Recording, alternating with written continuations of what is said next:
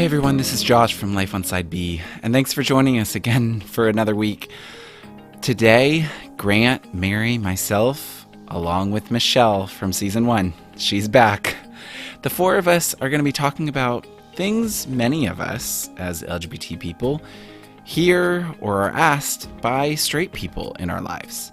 We're going to talk about these different things that many of us have heard, how they impact our lives, and it honestly has generated both a lot of funny conversation and some very impactful conversation. Along with that, for all of our patrons listening, after the episode, we couldn't get through all of it just in the episode, so we decided to stay on and record some extra content, which will be available later on this week on the Patreon page. If you are not a patron but interested in supporting us and getting extra content, go to patreon.com/lifeonsideb and sign up. So with that, let's head into today's episode.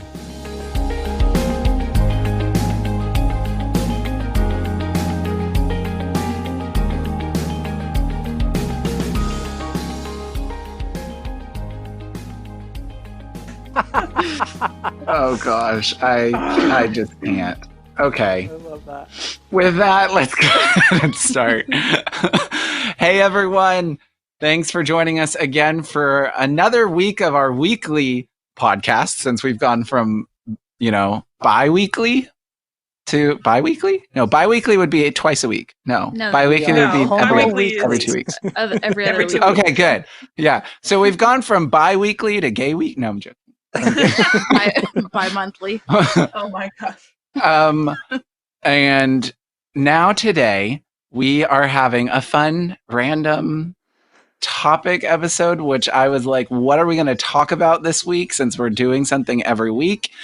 And you know what? We are going to discuss questions and fun, interesting comments that many LGBT Side B Christians have received. So over the past week, we have reached out in different platforms to a lot of Side B Christians and asked them, tell us, what are some interesting questions and fun comments that you've received from straight people, from critics, from whoever it might be? And we've gotten the results, and now we're going to discuss it. So today I'm here with Grant. Hi. And Mary. Hello. And returning to us from Season 1 is Michelle. I'm back. Yay. You thought you could get rid of her, but you can't. Never. Who would ever want to get rid of Michelle? Yeah, absolutely. So, this is going to be an interesting topic and interesting discussion. And we want to clarify, and please, you guys, add on anything that you're wanting to say in this, but we want to clarify that, first of all, in this conversation, as we discuss things that have been shared with different Side B people from people in their lives, none of this is to look down on the people who are asking. Many of these comments actually come, I think, from very intentional people wanting to learn. Absolutely. And so none of this is to look down on straight people or cisgender people or anything like that. It is more to kind of give a light into a lot of what Side B people experience. Yeah. Do you guys have any further comments with that you wanted to share? Yeah, Go on, Grant, I heard you inhale. I was inhaling a big breath to prepare. And then I cut you off. Go on. I don't want someone who has asked some of these questions before to feel like we're making fun of them. Like I just think sometimes we get kind of taken aback by the questions that are asked of us or the comments that are made. And I want to say, I have probably asked questions. I think this is less true because I sort of have to swim in the straight world a lot, but I'm just as mystified by straight people sometimes. So I like they can be mystifying. It is. It's very, very, very interesting. This can be a healing moment. We just want to clear some misunderstandings away. That's what we're doing. And to kind of add to that from, oh, sorry.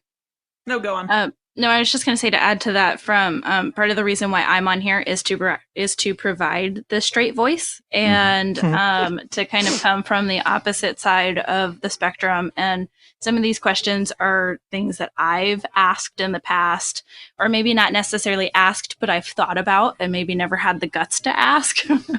Yeah. And even some of them are just random things that, like, I've thought about, or that I can see other straight people that have asked in the past. So that's partly, we're kind of discussing it more from both sides of the street. Yeah. Definitely. All I would add is that I see a lot of these questions. I think what people assume, it betrays a thought process, I think, the people asking these questions normally. Because when you confide in someone, I'm gay or gender dysphoric or trans or whatever, or anything like that, it seems to immediately jump to questions about physical attributes. And I think that's the same. You would have the same level of reaction to this if you said to somebody, I like, you went up to a father and said, I like your daughter. And the father immediately said, how many times have you imagined her naked? You would, it's that kind of, so I don't, so mostly what I want to say though, before I have completely had all the straight listeners leave this podcast, is just to say, be more thoughtful. And that's really what we're trying to go for here. Just trying to be thoughtful in these conversations, because it matters. Absolutely. I will say also, with all of that, there are some questions in here that I go, what? Or comments that I go, what? Yeah. So with that, there's just a wide range of things here. And we're going to all get into it. And I am really excited. So I am excited too. To start that off, what would you say, as you guys have read through this, looked through it a little bit, what are some ones that have stood out to you? Well, I have a thought on actually number one. You'll have to read it. Yeah, sorry. Okay, Make sure everyone, when you put one, make sure you read it. Right, yeah. I was gonna. I know, sorry. No, it's fine. So, which is this? My favorite remark in response to me coming out, oh, my old so-and-so or enter person here is gay too. So, because I totally get it on some level. This is the way a lot of people react, I think, anyways. And this doesn't seem all that thoughtless to me, in the same way that if somebody says, I have depression, my immediate response usually is to say, oh, me too. Or to immediately say, I hear you, I can relate to that empathetically or compassionately, and I get that. So, but at the same time, maybe wait for them to explain more of their story before you try and either immediately hooking them up with other gay people that hot single gays in your area. No, that's probably not what they're trying to do, but saying, oh, I'm such a good ally because I know this other one too. Like, I feel like sometimes that can detract from this very personal thing that your non-straight, non-cis friend is coming to you with, and just trying to immediately make it about your good allyship. And that's not what you should do. Yeah, I think that I didn't really notice that before, but that definitely resonates with me. I think I usually think of this kind of question as sort of a prelude to, like, oh, do you know this person that I know who is gay? Which is another interesting assumption that sort of like that all gay, all queer people know each other. It's the beehive mind. I mean, oftentimes we do, honestly. There's like, I know him. there's a meme that's going around where it's like it's a gay person, and then a straight person goes out saying, "Oh, you're gay? Oh, do you know such and such? And then the gay person says, like, oh, we don't all know each other. And then the straight person shows them their phone, like, oh, that jerk.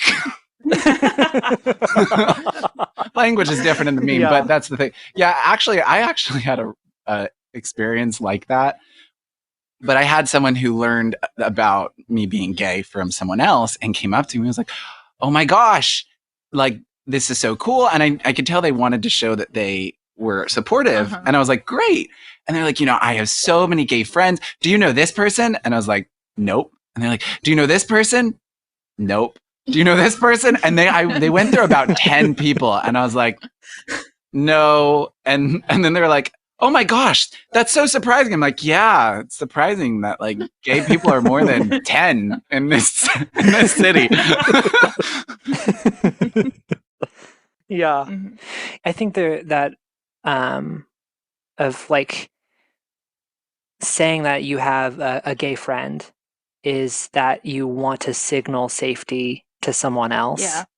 You want to share that like, oh, I like this isn't new to me. You've not caught me off guard.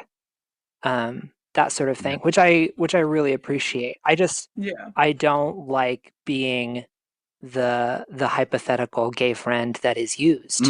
Exactly. Like I understand what might be happening inside, but it makes me a little uncomfy. That's true. All right. So what's another one that stood out to someone? I thought one that was really funny was there was one about like a piece of advice from a youth pastor several years ago.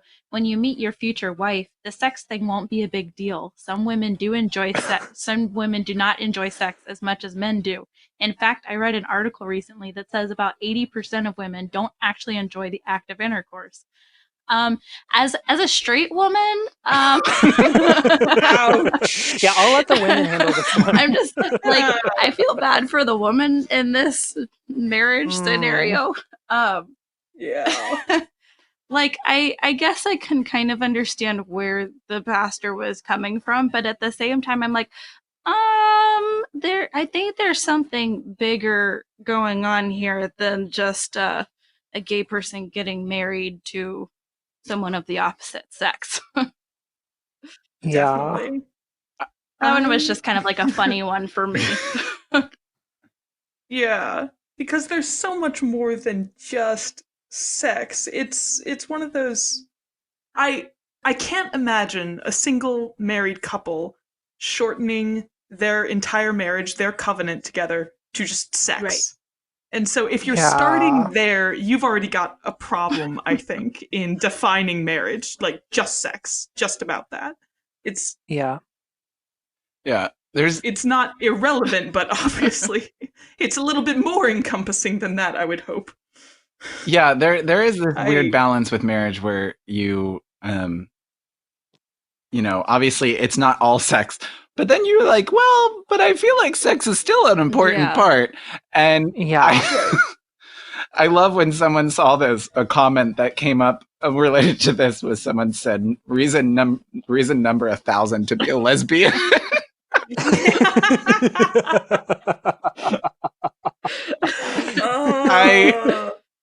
I can't tell you how many guys, every time somebody says something like this, I get a bigger head as a lesbian, and I shouldn't, because I'm celibate.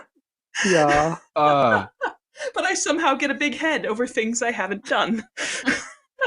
Yeah. Yeah, there was a lot of marriage comments. There was a lot of multiple things of someone saying, well, why don't you just get married? Or like there was another one of like, your children will create love between you and your wife.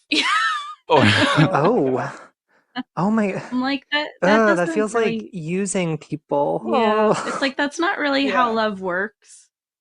Like kids don't just make it better. I think like kind of not necessarily about the LGBT issue, but just about marriage in general. I think there's a lot of times where it's like you think that once you do something, like once you buy a big house or once you get a raise in your job or once you have kids, like if you get pregnant and you have kids, all of a sudden there's going to be this magical fix in your relationship.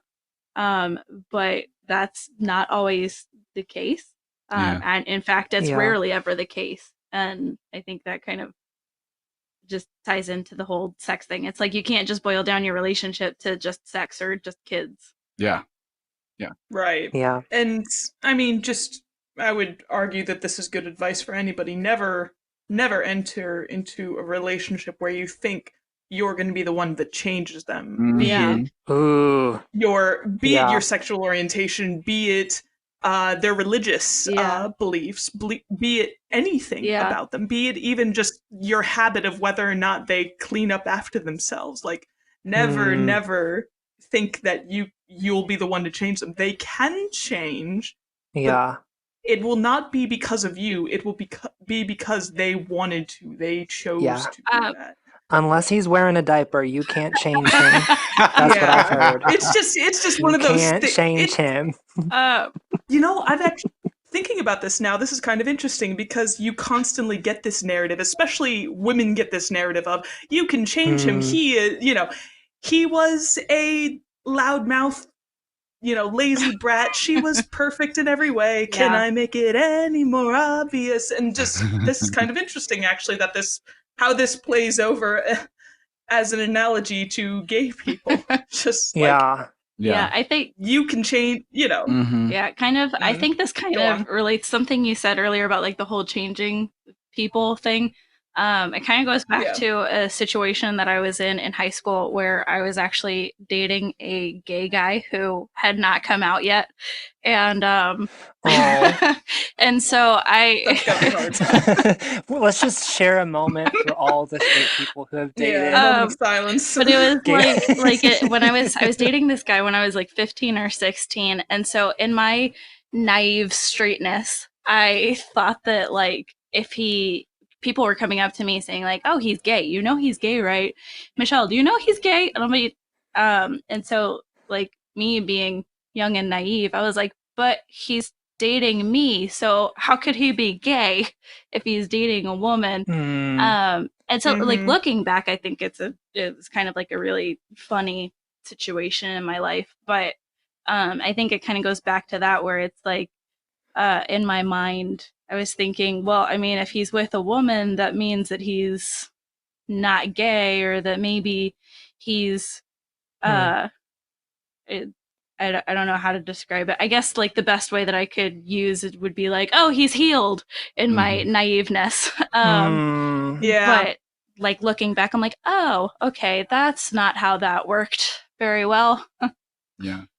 So I think that is a good point to bring in talking about mixed orientation relationships. Yes. I know sometimes we can, when we talk about straight people dating gay people, I think sometimes it's kind of easy, especially for one who feels called to lifelong celibacy like myself, to sort of just laugh and not say that, like, I have friends who are gay who have dated and married a person of the opposite sex, and they love their marriage and they're very open and it's very wonderful. That being said, oftentimes it can be unhealthy if you're not really clear. So we just to say, love mixed orientation relationships, big fan, have some close friends, they're great. But yes. Well, and I think that even plays into some of the other comments we got around it, and especially with bisexual people who get into mixed orientation like marriages and relationships. For instance, one of them, number 21, was, but like eventually you'll be in a relationship and then you're either straight or lesbian, right? Or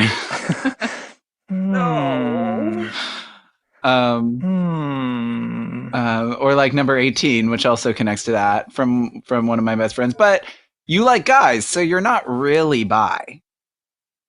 And I think I feel so bad for all bisexual people.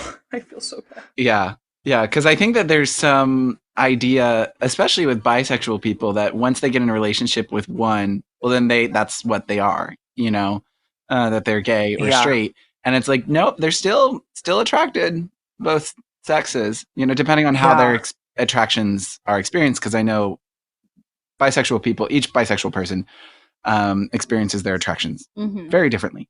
Right. But I know that that's a big thing. And it even goes to mixed orientation marriages between a gay person and a straight person. Like, once you get married, that doesn't get rid of the attractions on the part of the non-straight spouse. Like, they're still there. Just like a straight person, when they get married, they don't cease to be attracted to every other person in the world. Exactly. Like, there's still something that you have to reckon with. Yeah, exactly. I'm talking while we're talking about like the bisexual comments in here. There's two other ones that just made me laugh, which was number 22. I told my dad I was bisexual, and the only thing he ever said about it was, "Well, that happens sometimes."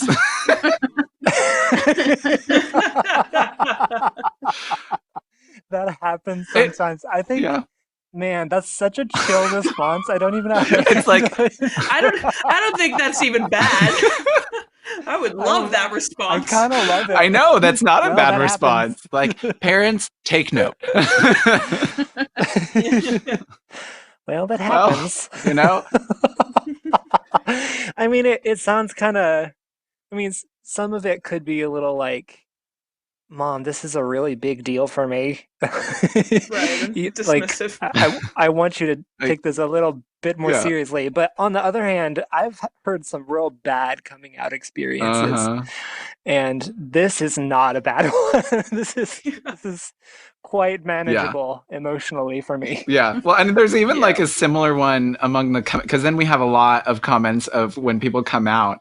And so down in the coming out ones, number 9 just made me laugh, which was like, I said, "I'm gay. Can you please put the phone down?" My older brother. "What? Me? I'm gay." My older brother. "Okay." Okay. I'm like, are those the new coming out stories in the next generation? Maybe. I think they are, because my brother is Gen Z, and that's more or less how he responded. It was just an okay. Like, that is fascinating. It's a huge improvement from all the anxiety that I had around the ways that it could have gone, for sure. Yeah. But you know, I guess at the same time, you know, try not to be dismissive. And also just try to let whoever's coming out to you talk. And if that's because it'll vary from each person. Like, some of my sibs, I wanted to go in detail. Some of them, I just wanted, this is it, and let's never talk about it again, actually. Yeah. I have 5 other siblings, and it was different each time. Yeah. One of the questions that stuck out to me was number 26, and it was about like, what is it like to be gay and be in like the locker room or like a public restroom? And I have found that this perspective, what I will share, is very helpful oftentimes for people who ask the question, but gay and bi people have had so much practice being in public restrooms and locker rooms. It's like 100% more experience than straight people in managing their attraction to other people who are in various stages of undress. Right. We're experts in it. I'm not saying we're perfect, but I'm saying that we have been doing it our whole lives. So when I say that, when I share that with people who ask, oftentimes it's like, oh yeah, oh, that actually makes a lot of sense. Yeah. Oh no, that's so true, because I still remember so many experiences of being like in PE or even like my brother played baseball, and we would go back to the locker room of it when I was like as young as I can remember, when I was finally realizing like, wow, gay guy, like other guys really take my attention. And so you have experience of it going back so young that now it's like, oh, it's nothing. Like, that's just life. Yeah. That's a good point. I like that. I kind of chuckle a little bit, just kind of on the flip side. I think there's always that taboo of like women should not go and see like a man undressing, or like men should, avert their eyes when there's other women, and like especially in church culture. I think there's always like that taboo of getting too close to the opposite sex, and then to me, it's always kind of been a little funny that like gay people don't necessarily get that, and so it's like so that's kind of why I chuckled a little bit when you were talking about it, Grip, because I'm like, oh hey, there's like a double standard there a little bit. Yeah.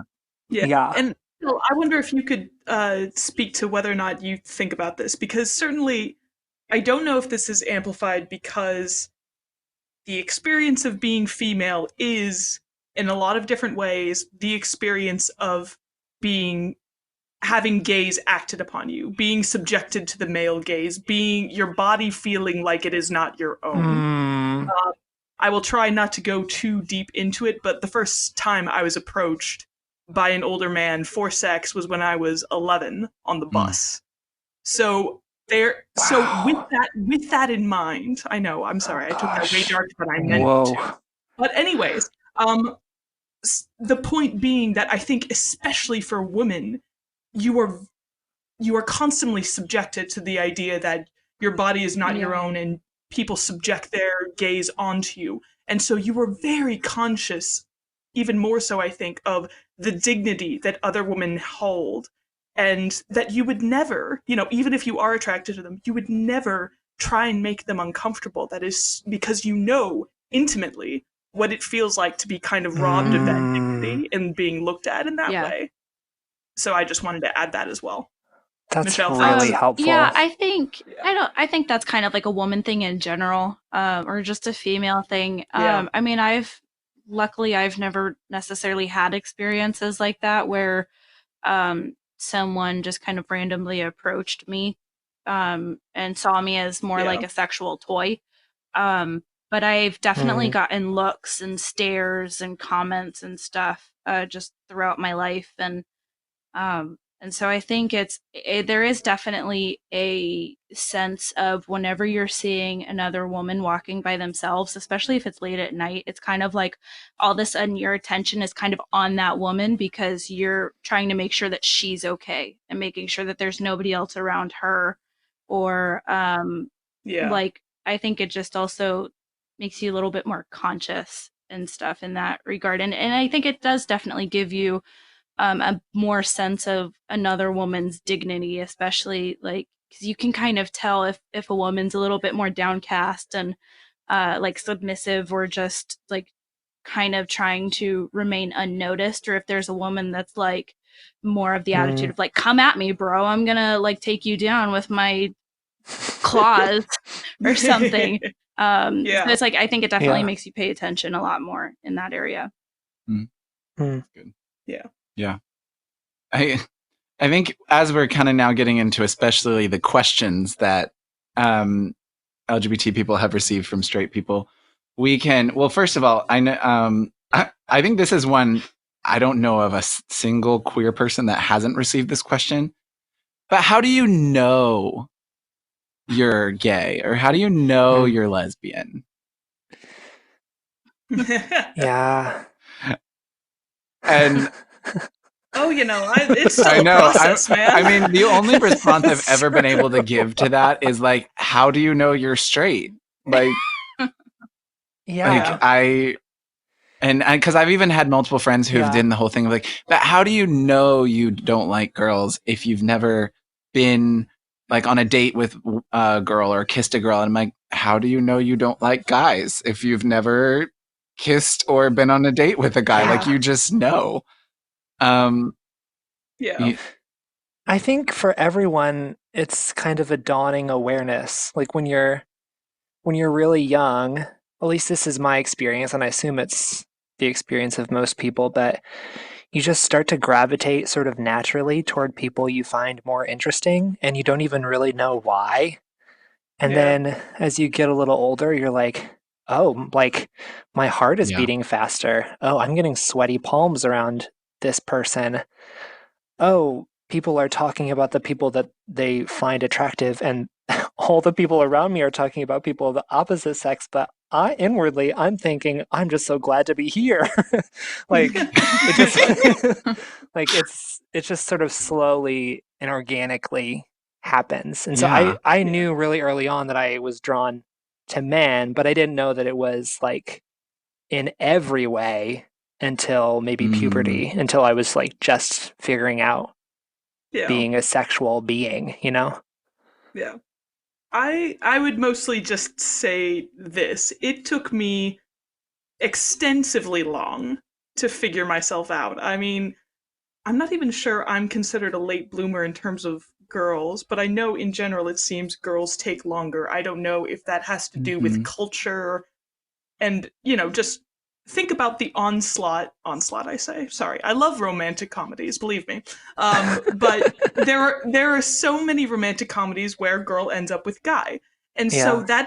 that's a message that you ingrain in yourself.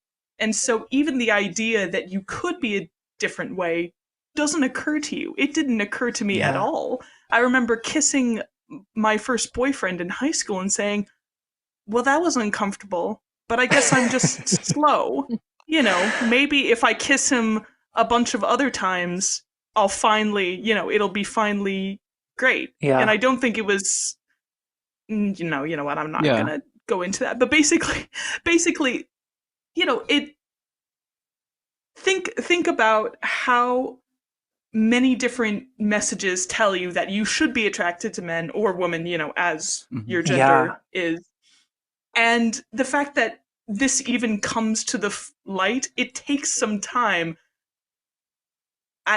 You know what? That rant went on nowhere. I apologize. Well, actually, that's it okay. connects to a question I wanted to ask you, and I think Michelle would also like to ask about like the general female experience, but also specifically with lesbians. Is a lot over the time of getting to know different queer women, both on the podcast as well as just in general life. I've learned that sometimes you're right. Like I hear a lot of lesbians that feel like it took them longer to really figure out their attractions. And then even some like women who identify as ace kind of, I think this connects back to the other comment about, oh, women don't really care about sex. But like even I've talked to a friend of mine who's a lesbian who now is really discovering that she's more ace, but it's because she just always assumed because culture had told her, oh, women don't really enjoy sex. So maybe it's just the general female experience. And now she's realizing, wow, actually, no, like women do enjoy sex and it's just more me. Michelle, go ahead first. I think I'm just going to kind of talk about the whole trying to figure out attractions thing. Because, I mean, I think that even for straight people, there is a period where you're trying to figure out your attractions. And granted, that was not necessarily something that I ever struggled with mostly. But I think even like growing up, it's like you see another female that is classically beautiful and attractive and stuff. And you're kind of like, wait, am I attracted to them like as a lesbian, or am I just noticing their beauty because like I'm a human being and human beings are notice beauty? And so I think that kind of I think kind of going back to the whole taking longer, I don't know if it necessarily takes longer. Like I always knew that I was attracted to men even from a relatively young age. Like even playing when we were kids playing dolls, I would always make my sister like play the man in the scenario because I wanted my character to end up with the man. Oh my god! And I was the oldest sister, so I'm like, you get to play the man, you can play the prince, and like I'll play the princess. And eventually, my mom had to be like, Michelle, you have to let your sister play the princess too. Oh my gosh. So no, I'm saying oh my gosh because I always wanted to be because me and my sisters would it's not that we would play princess or anything, but we did love the idea of dancing. I think we were so obsessed, I think Sound of Music especially, made us so obsessed with like, oh man, dances can be so cute and it can be like romantic and stuff. Yeah. But I always wanted to be the lead. Wow. And I think that relates to a different question that we can go back to, because I saw that and I was just like, ooh, oh yeah, nope.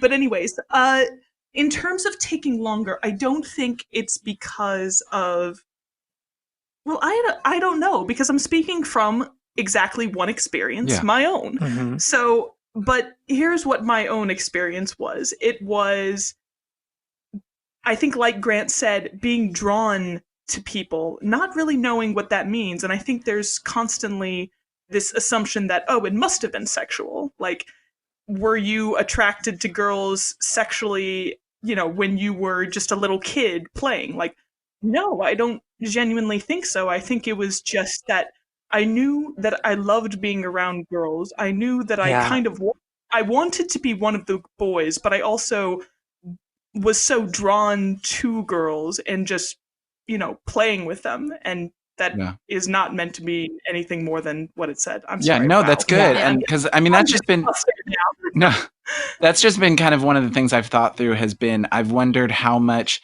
this societal idea that sometimes still persists that women just aren't as sexual beings as men has played into women, like lesbians, as they're discovering themselves and finding themselves not as attracted to men, just kind of saying what you thought, like, oh, maybe I need to do this a few more times before I figure it out, kind of thing. But yeah, it's hard because I know every person's experience is a little bit different. Right. Go ahead. It reminds me of, I don't know if y'all have heard or listened to ContraPoints on YouTube. A couple of times, yeah. Fabulous. Natalie Wynn is just amazing in so many ways. So she's a transgender woman who does like basically YouTube philosophy. Yeah. And she's incredibly intelligent. You don't have to agree with all her points. But one of the things she just talked about, she released a video on shame. And she was talking about her experience of, like, first she had to come out as being trans, I think. And then she came out as bi. And then she realized that she's not actually bi, she's a lesbian. Right. And she had to be like, she had to wrestle with what she called compulsive heterosexuality. This idea that to be a woman is so wrapped up in to be attracted to men that like it's difficult for people to tear them apart, to distinguish them. And so she's like, well, I know that I'm a woman. I know I'm trying to be a woman. I know lots of listeners will have thoughts on that, but I want to live as a woman. So that means that I have to be attracted to men, even if I'm not. And so it took like years and years and years for her to process through all that. And just now, she just recently came out. So I think it's like it's a huge, to some extent, this happens for compulsive heterosexuality for men too. But I think it might be especially acute for women. I don't know if, I don't want to speak authoritatively on that, but from what it seems like listening to y'all, it feels more acute for women. Yeah, I would definitely agree with that. I could go back to media and how even now when we can say things like, oh, we've got Wonder Woman, my favorite show is Supergirl, we've got all these female protagonists, but very often growing up, you were the side character and you were just the love interest. And so it was decently wrapped up into the idea of being feminine at all, was to be the love interest and to be the supportive helpmeet and, all of that be intertwined. Yeah. And even I wonder if on some level it's also because women in general are allowed to be more comfortable around each other. Like, I had sleepovers all the time, sharing beds, and that was not at all weird. And so it kind of gets wrapped up and rationalized in the narrative as well, because one of my I have a love-hate relationship with the word girl crush, because on the one hand, I very much stand by, I figured out that I was gay exactly when I needed to figure out, because otherwise I think the realization would have killed me. So there's that. But there's also the fact that I definitely daydreamed about kissing my my college friend, in freshman year, and said, "Wow, I guess this is just that lesbian experience that they say you'll have once in college. Wow, glad I got that over with. I'll never have to worry about this again." Yeah. Like, so it's all rationalized in that, and I think you will constantly find a synthesis to rationalize it away, and I think that's the wall that a lot of girls crop up against. Yeah. That's what I would argue. I think for me, I never necessarily struggled with the whole like college lesbian experience because to me it was just like it didn't appeal to me. I was more busy fantasizing about guys. But Nice. but I think I relate to you. Wow, the bonding. The bonding. Yeah. I love this. But I think going back to the whole like female thing, I think female experience thing, I think it's a lot of it is that in our culture, a lot of a woman's identity is wrapped up in men. It's wrapped up in men's identities because there is that tradition of the women being the helpmate and the women kind of being like the sidekick in a sense. And I think in recent years that's been changing. So I mean, I don't want to say that like that's still the case for in general, but I think that kind of like where the woman is allowed to be softer and the woman is allowed to be where women are allowed to be more comfortable around each other. Like you walk down the street and it's not weird for you to see two women holding hands, even if they're two very heterosexual women. But it's strange to see men holding hands. And so I think it's just a lot of like the female identity is still so wrapped up and ingrained into the male identity that it's kind of hard to take it apart a little bit. Yeah. Very good point.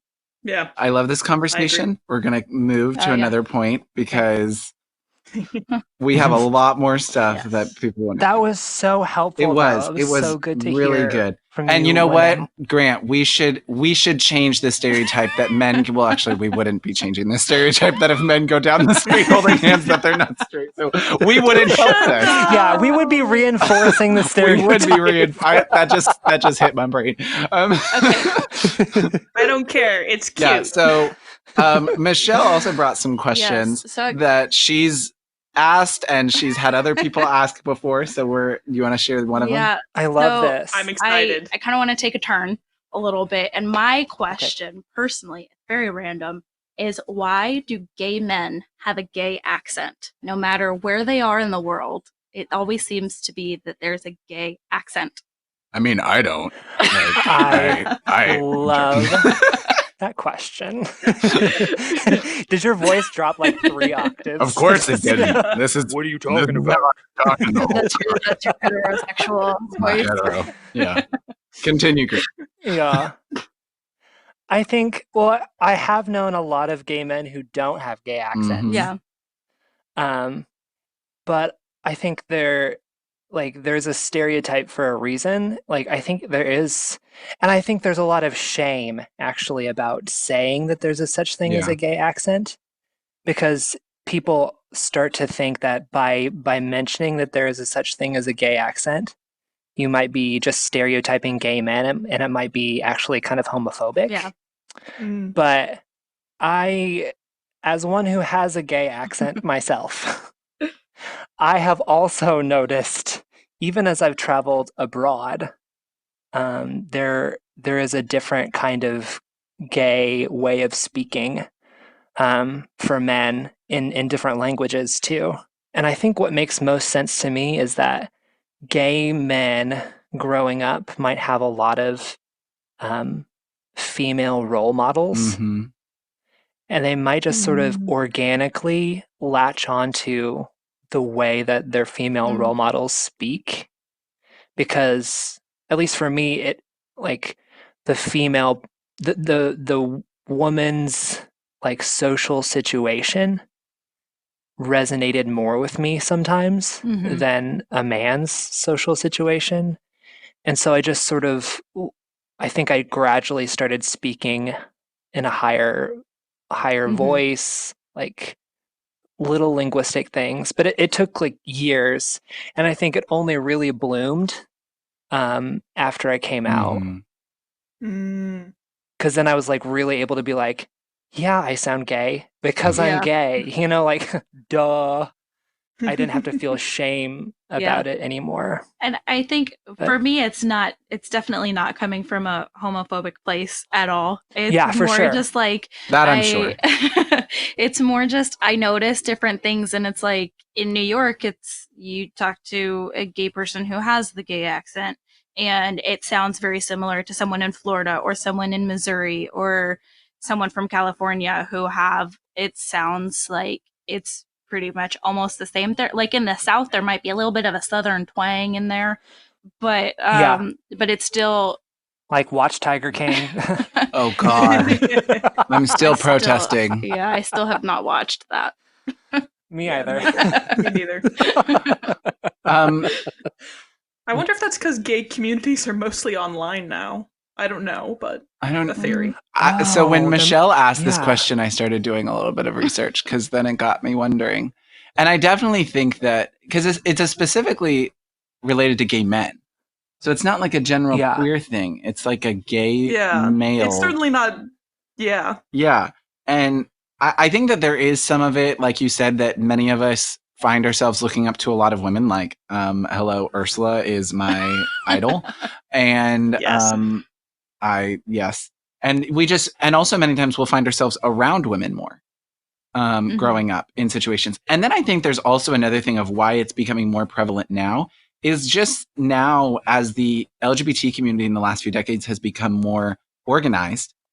I think that it kind of starts with taking some of those female like speech patterns that we learn growing up. And then on top of that, once we come out, and I think now like on TV, you hear more gay characters and you become being around other guys like you. And then you just kind of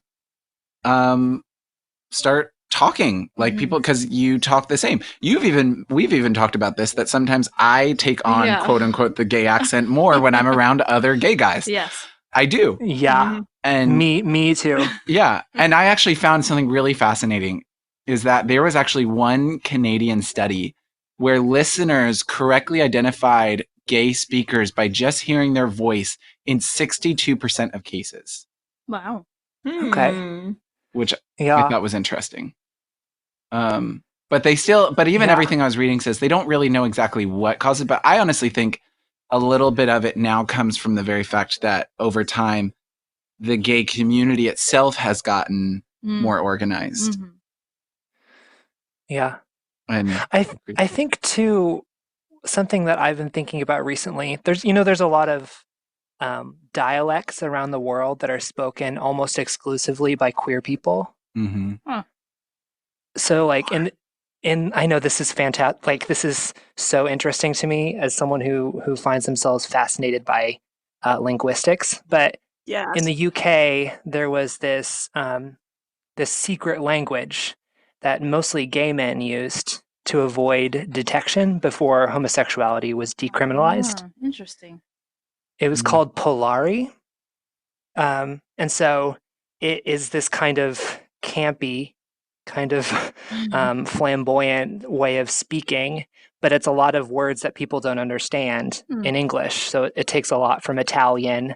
It takes, I think, some from Yiddish and some from Cockney and some from other slangs, and it mixes them all together. And I feel think like I need to listen to this. there's a YouTube video. It's like a short film of two men having a conversation in Polari. It's really fascinating. It's died out because there's no use for Polari anymore. But one of the reasons I think it was so flamboyant and so like it seems so silly, which is part of why I think this is connected to the gay accent, is because men who spoke Polari, they usually spoke it in spaces where they felt totally safe, which was mostly bars and homes and places that like were free from the straight gays. And so they got to sort of blow off steam and they got to be really, really fun and silly and make a bunch of jokes and be really campy. And so I think that might be part of the gay accent too, and part of the reason why like I'm much more comfortable speaking in a really gay way around gay people, because like, oh, I don't feel like I have to perform Right. as much. Yeah. Or I can perform for fun instead of for survival. Yeah, Yeah, that makes exactly. sense. Yeah. Do you want to Totally go agree. to the next question you had? Yeah, I guess I would take us to our next question. Is gaydar a real thing? Oop. So, yeah, go ahead, Mary. Well, it's one of the. Nope. You know what? Somebody else. Okay, go. so this is my explanation to people about gaydar. What straight people think of when they're talking about gaydar, no, that's just called stereotyping. Yeah. That's not gaydar. That doesn't exist. That's just looking at guys with feminine experiences and women with masculine experience, like features or experiences, and assuming stereotyping in that way. But I do believe that there is something, what is called gay eyes is a real thing. And for those who don't know what gay eyes is, it's actually more of moments where two queer people, especially two lesbians or two gay men, will just see each other, and then there's just suddenly like an automatic connotation that like, oh, my you're family gosh. too. Yes. And no one says anything and no one moves. You could just be passing each other on the street, and then you just see each other and you hold the gaze for a second, and then you're like, oh, okay, yeah. And so like I used to work in college, I worked in a drive-through at a fast food restaurant. And I remember I would be the person at the window, and it would happen to me because I worked in Orlando, okay, like Gay Central. So I felt like that happened to me many times on a daily basis of just catching the glance of a person. And it's not necessarily something sexual, because it's not like oh, wow, you're attracted. It's just like, wow, we somehow like just understand each other. And then you just go on with your day. And so I think that is a real thing. Obviously there are things about stereotyping where, you make judgments on people's clothes or the way they dress. And I think that's more stereotyping than really than an actual thing. But gay eyes, yes, 100%. I will die on that hill. That's so helpful for me to hear. I didn't have a word for it. Yeah, gay eyes. There's like a double take. Yeah. Yeah. And now literally, for me, it's been so many times in my life where I've had that experience, never saw the person again. We never spoke. I don't know it, but yeah, you just know like, oh yeah, they're queer, Yeah. And I think it definitely happens more, like for me, it happens a lot more with gay men, and the women that I know who have had that, it happens more with other lesbians or bisexual women. So but I've also had it with women. I've also had that happen with women where I've caught an eye of a woman and just kind of, oh, okay, we're family. Yeah. Yeah. I don't know. Anyone else? I have nothing more to add except for this. Just that I was trying to explain to somebody like why I enjoy these two fictional women. Sorry, I love the show Supergirl, and I could talk about it for an age, but we're not. But why I read these two women's interactions as queer, when obviously that wasn't the actress's intentions of doing it, and why, my friend did not read it as queer. And you ping to different things that just, it reads in a different light, and I can't explain it more than that. There are just certain ways that I think the actresses are doing entirely on accident, but you ping to it, and I can't. I'm probably not describing this very well. No, that makes sense. And as soon as you say something like, "Oh, I can tell that she's lesbian because she has an undercut," it sounds ridiculous because that's not really it. I mean, that's part of it. There's all sorts of clues that I can like. Yes, I see your carabiner. Yes, I see your Subaru outside. Yes, I see the flannel you're wearing. Like, all these things count, but it's something more than that. Yeah. It's like, it's inarticulate. Yeah. Yeah, I do have to say, in my own personal experience, I feel like and this is where I'll talk about it on the podcast. Okay, sure, why not? I feel like actually since I've become a Christian, my kind of sense of other gay people around me has actually become more intensified. Ooh, tell us more. Yeah. And I don't call it gaydar, but I think it's been more of just that I feel like part of my calling is to help LGBT people spiritually, like, or like just kind of to make churches more inclusive and helping LGBT people realize that God loves them. And yes, you can be Christian and these kind of situations.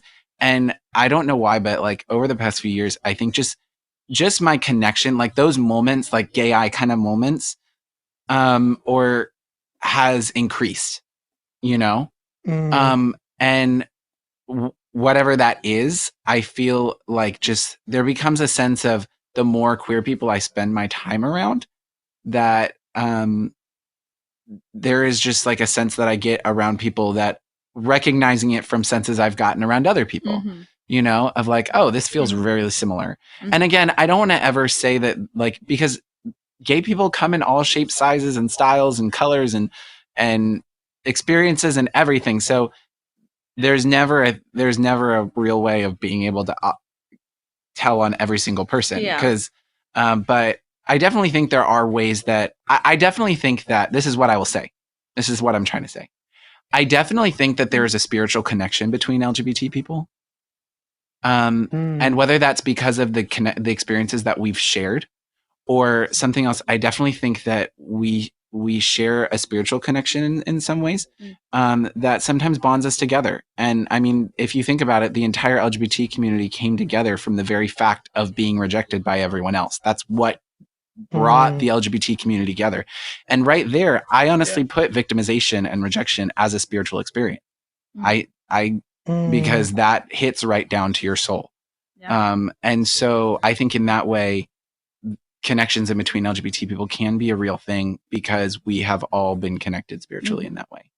I think from a little bit of the other perspective, I don't know if I would necessarily call it a gaydar, but I do think that even like as a straight person, I think there is some kind of sense that you get from other people, because like growing up, I like would always say like, oh no, I don't have that, or like I don't have a gaydar, to use the term that we're talking about. But then I think over the last few years, as I've gotten to know you, Josh, and as I've kind of been through that relationship that I have with Josh, I've been surrounded by even more LGBT people over the last few years. I feel like there is kind of like sometimes I'll be walking around in the store, and not like a stereotyping way, but I'll get like a sense from someone where I'm like, I don't think you're straight. Not like not in a bad way or not in a negative way, but it's just kind of like a moment where I'm like, And I mean, granted, I'm not going to sit there and try to say like, oh, they're definitely a gay person, but because I don't want to ever like stereotype someone or just kind of make a snap judgment about someone, but it does make me sit there and question. So I think there is like some kind of sense that you get like once you've been, as a straight person, if you've been around like LGBT people, I think there's just kind of like a sense that you get from people to some extent. So valid. We're gonna need to kind of close this soon. I want us to get to a few more, but I also had a question. Okay. Is everyone okay with staying on a little bit longer and doing a few for the patrons, or do people need to go? Absolutely. I would love that. I also have a story to share that I've been saving for. Okay, perfect. Perfect. So I want to hear story. All right, so we're going to answer just a few more, and then we're going to close today. But also our patrons, stay tuned on our Patreon page, because we're going to stay afterwards and share a few more that will be just for you guys on our Patreon page. But let's go down. Before we close, one of the ones I really wanted to get to in our general one is at the bottom, the ones about being gay and celibate. So we had a few ones here, which were like, but you're not gay unless you have gay sex, right? This is number 3 under the being gay and celibate. Oh my Or God. my other favorite one, kind of connected to this one, is the last one. So you're Yes. celibate. What letter does that make you in the gay alphabet? I'm the C.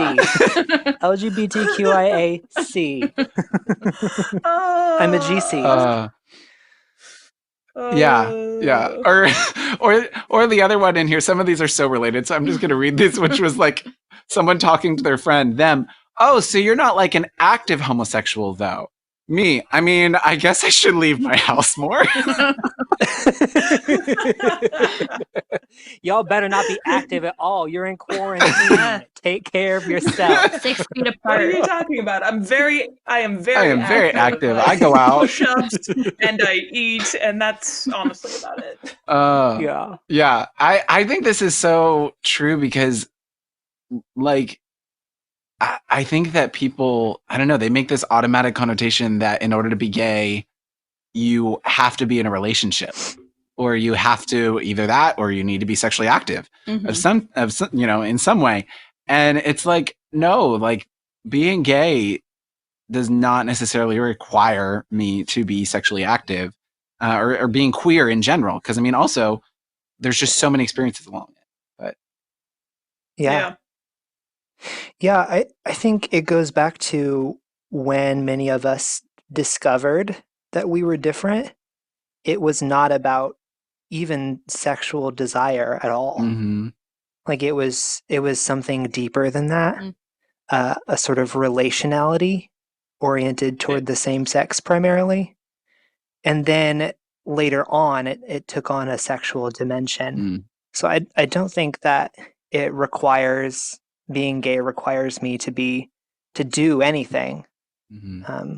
It's sort of it's mostly an internal experience. I mean, it necessarily affects things that I do, but I have a real choice, and many of us have decided to be celibate, and I know, celibate gang represent. Mm-hmm.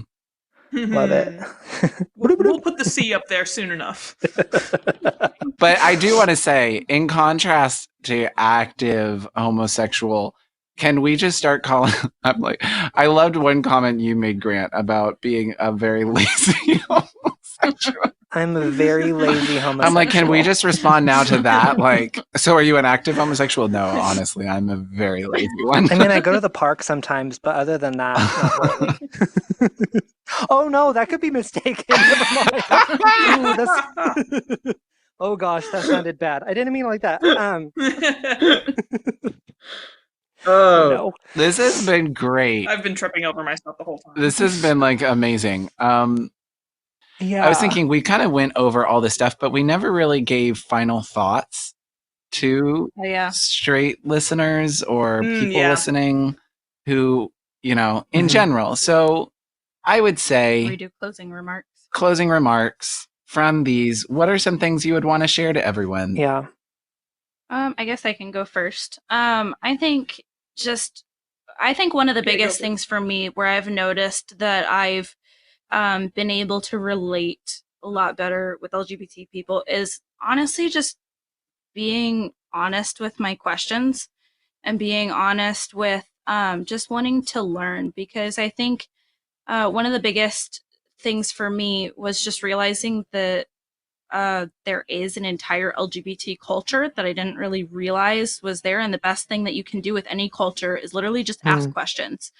And so I think I've learned a lot, and I feel like it's connected me a lot with LGBT people, just with me honestly just wanting to learn and just wanting to understand a lot better. So I would say, like, don't be afraid of asking questions, even if they're the most really random questions, like, why is there a gay accent? Because it's like, I feel like people are more receptive to just genuine interest than they are just quick judgments. So I would say just ask questions. I mean, what's the worst that's going to happen if you ask questions? Yeah, I would agree with that, because it's like a few nights ago we were talking as a house, and one of our friends was who's staying with us asked, "Hey, Josh, can you explain to me the difference between sex and gender?" And so I explained, and then it just started this 2-hour conversation Yeah. on like sexuality and gender and asexuality and pansexuality and He everything. just kept asking questions. He just kept asking we questions. just kept answering. And it was the most honoring conversation I've had. That's and so it was good. really great because you could just tell he wanted to learn. And he was like, okay. And then he would ask another question. I was like, I am more than happy to answer as much as I can, you know?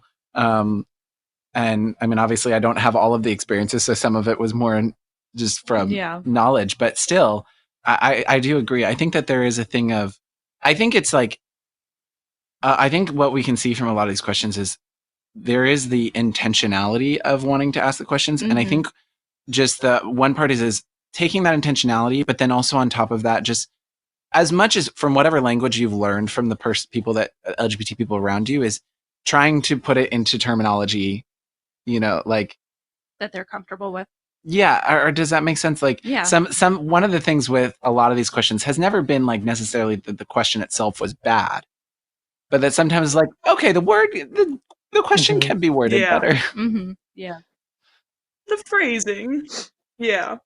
But I see like some of these even that we didn't address, like there's this really sweet one. Oh, hey, I forgot to ask. Your struggle, same-sex attraction. How's that going? Bless his heart, he tried. So, I feel like we are so sweet. Yeah. Yeah, and you can tell when somebody comes at you, maybe with like maybe stumbling over words, but they are trying their darndest and with good intentions. And we see that, but on the opposite end is also true. So do try. And that's where I just kind of say, you know, that's where I always tell straight people, listen to the language the LGBT person that you're talking to is using, you know, and use that, you know, like for instance, if they call themselves gay, use that term. If they call themselves same-sex attracted, use that term. Like whatever term, like the terminology that they use, talk in that language as much as you can. Because it shows that you're listening. It shows that you're being receptive. Yeah. As much as possible. And I think a lot of LGBT people are like this, like that question, like are honoring of that. The intentionality behind the question is good. Yeah. I think what I would say is that miscommunication is kind of inevitable. Like we're gonna mess up words, and we're gonna, even when I'm trying to speak with other queer people, this happens where I say something that it sounds really offensive, and I have to be like, "Oh, I'm sorry, I didn't mean to say it like that, or I didn't intend for it to hurt you." Like those sorts of things will happen in an ideal situation. Like they're just inevitable. So you don't have to feel guilty for making a linguistic mistake or for saying something that sounds to us painful or hurtful.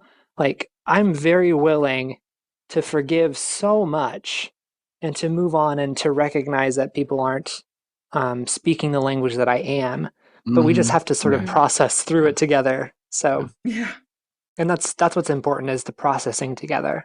All right. Can I just add? I also just wanted to say thank you so much for having me on the podcast. It's been really fun being on here again with everybody and getting to come back for season 2. So it's been really fun asking all these questions and being kind of like the straight voice in this. Yeah. It's been awesome. Y'all, this won't be the last time you hear Michelle. Thank you. You did a great job. We are happy to have the straight voice. I love you all. Love straight And everyone, people. this won't be the last time you hear Michelle, so she'll be back. Thank you guys all for listening. Like I said, for our patrons, stay tuned on our Patreon page because very soon we will be putting up our continued talks on this, because we're going to stay on and we are going to talk. For everyone, stay tuned next week for our next episode, and we will talk to you soon. Bye, everyone. Bye. Bye. Bye. Love you. Bye.